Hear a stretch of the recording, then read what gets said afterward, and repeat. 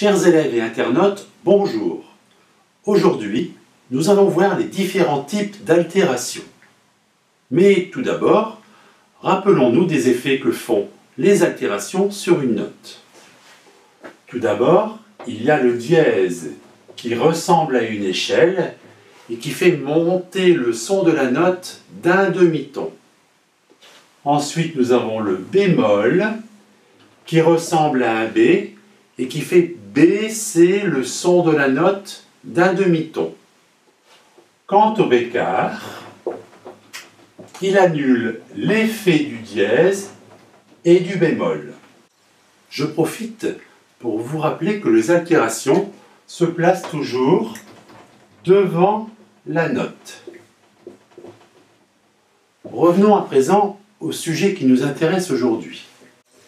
Il existe deux manières de se servir des altérations.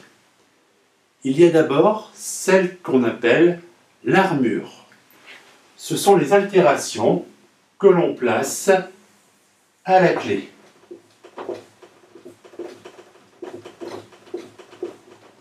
Les notes concernées seront altérées par un dièse ou un bémol pendant toute la durée du morceau. Et puis, il y a l'altération accidentelle. Celle-ci n'est valable que pendant la durée d'une seule mesure. Voyons un exemple musical concret.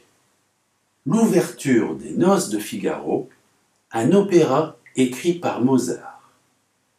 L'introduction commence au violon pianissimo par une succession de croches.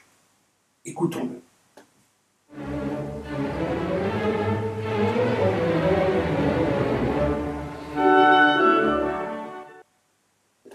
Nous allons à présent décortiquer la partition, car il est vrai que cela va très vite.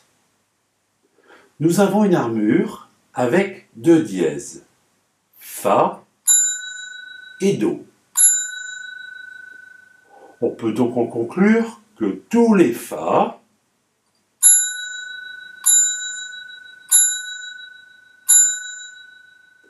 et tous les Do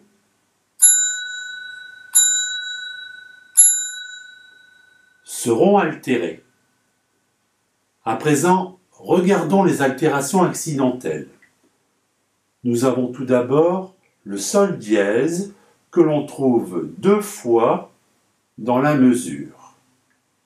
Puis, dans la mesure suivante, le sol dièse et le la dièse en mouvement ascendant, mais pas en mouvement descendant, puisqu'il y a des bécards sur les deux notes.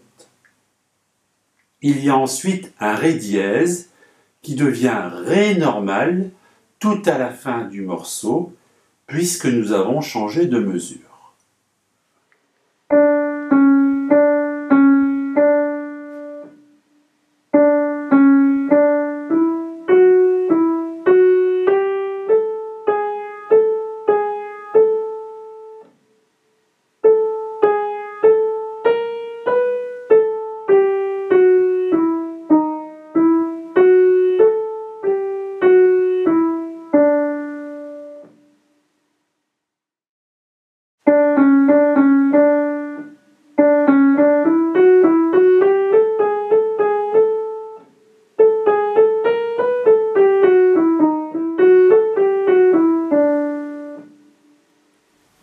Retenons deux choses essentielles. Ne pas oublier les altérations à l'armure. Une altération accidentelle est valable uniquement une mesure. J'espère que ce tuto vous aidera à comprendre les altérations. À bientôt!